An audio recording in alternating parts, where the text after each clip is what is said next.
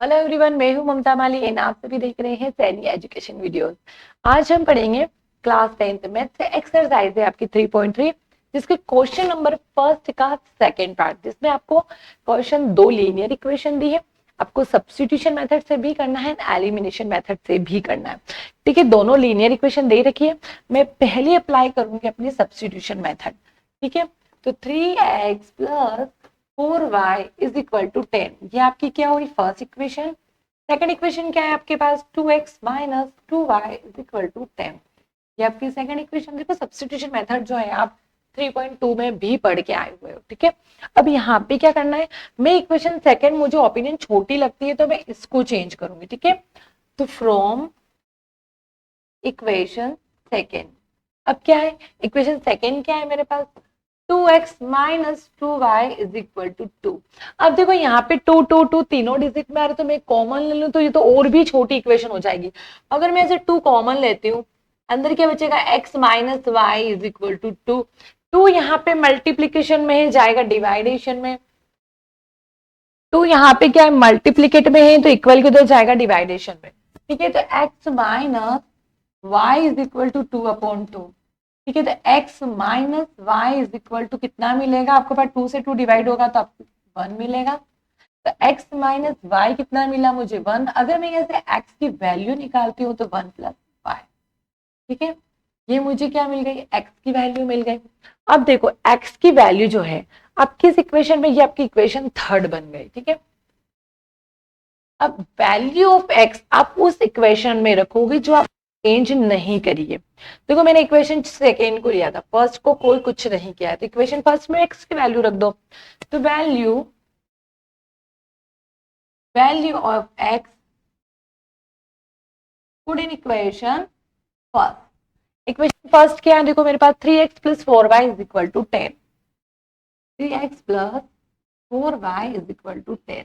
ठीक है, यहाँ पे x की वैल्यू अगर मैं रखती हूँ तो 3, 1 plus y, 1 plus y plus 4y is equal to 10।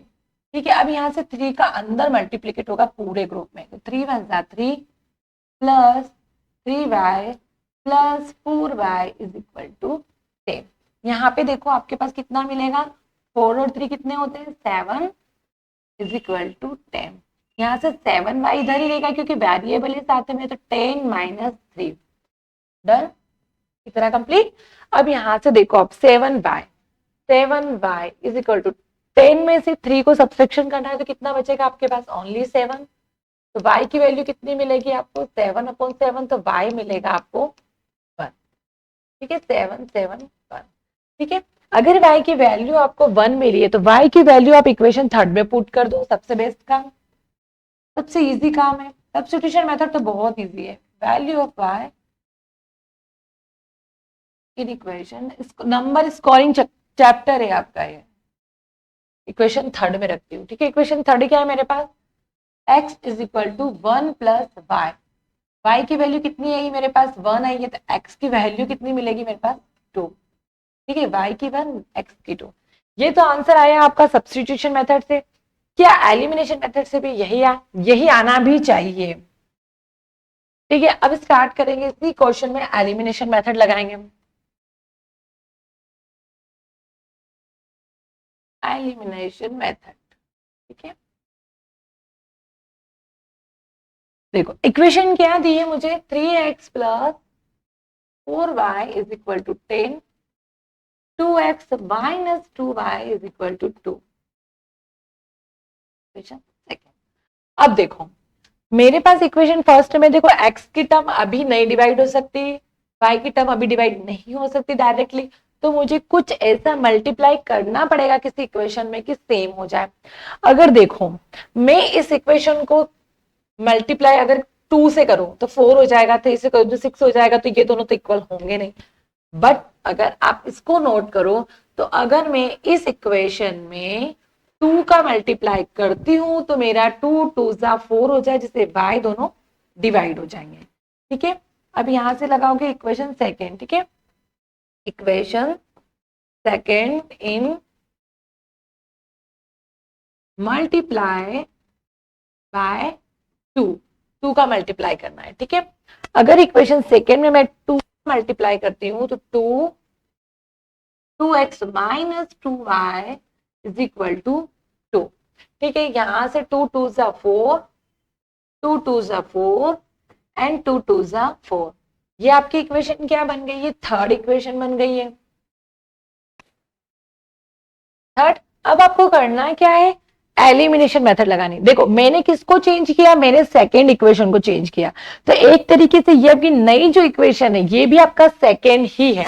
तो फर्स्ट इक्वेशन क्या आपके पास? 3x plus 4y is equal to 10, 3x plus 4y is equal to 10, ठीक है। सेकेंड इक्वेशन आप ये नहीं लिखोगे, ठीक है। सेकेंड इक्वेशन अब आपका ये काम करेगी, इक्वेशन थर्ड, ठीक है। तो फ्रॉम आप ऐसे भी लिख सकते हो कि from equation first and third, ठीक है। इससे आपको इजी रहेगा। इक्वेशन फर्स्ट लिख दी, थर्ड क्या है आपके पास? 4x minus 4y is equal to 4। Elimination method, देखो यहाँ पे तो ऑलरेडी प्लस और माइनस है, तो ऑलरेडी साइन चेंज करने की आपको जरूरत नहीं है। तो यहाँ से तो पूरा ही डिवाइडेशन आपके पास बचा क्या है? 4 और 3 7x इज इक्वल टू 14। 10 और 4 कितने होंगे आपके? 14। अब यहाँ पे देखो x की वैल्यूज अगर निकालते हो आप तो कितनी मिलेगी? x की वैल्यू मिलेगी आपको 2, ठीक है। अगर x की वैल्यू 2 मिलती है तो आपके पास y की वैल्यू क्या निकलेगी? आप किसी भी इक्वेशन में रख दो y की वैल्यू, x की वैल्यू किसी में भी रख दो। मान लो मैं इक्वेशन 2 में रखती हूँ, ठीक है। Value of x put in equation किसी में भी रख दो आप, फर्स्ट में रखो, सेकंड में रखो, थर्ड में रखो, आंसर सेम आएगा। वैल्यू ऑफ x में रख देती हूँ इक्वेशन सेकंड में। अगर मैं value of x equation second में रखती हूँ तो इक्वेशन सेकंड क्या है मेरे पास? 2x minus 2y is equal to 2। अरे x की वैल्यू क्या आ गई आपके पास? 2, तो 2 minus 2y is equal to 2। 2 2 जा 4 minus 2y is equal to 2। यहां से देखो आपके पास माइनस 2y, ये साइन चेंज होकर उधर जाएगा तो साइन चेंज होगा, क्या होगा? माइनस का 4। डन।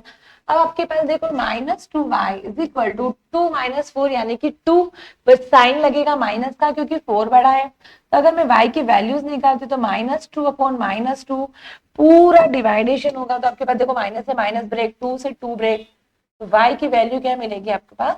1। चेक करते हैं कि सब्स्टिट्यूशन मेथड में भी यही था अपना। x की वैल्यू कितनी मिली थी? मुझे 2 मिली थी, y की वैल्यू 1 मिली थी।